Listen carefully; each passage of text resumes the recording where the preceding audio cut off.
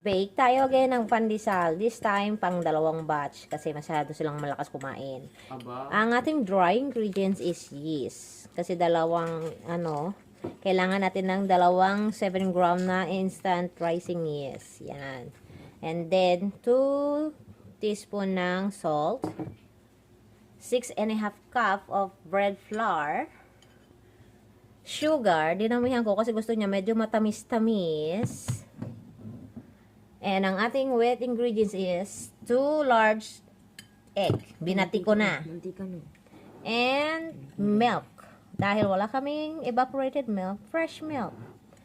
At dahil wala kaming unsalted butter, gumamit kami ng cream salty. Bahala na yan. Basta parang mantika na rin yan. Yung lard. Ngayon, RJ, it's your turn. Lagyan natin dito. Huwag na dyan. Dito na. Okay. Una, you put this, Huwag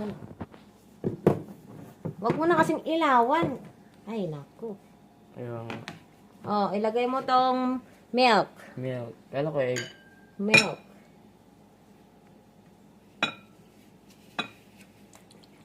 You put the milk. Daming milk yan Tapos egg. This Hindi, Egg. ano na. put the egg. And then. And this. This. Oh, shortening. And then, lagay mo yung dalawang yeast.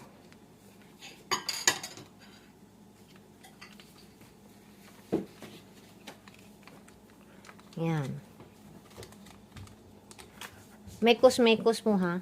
Chill ka lang. Ayan. Mekos mo. Itong ano. Mekos mo. Mamaya na yan.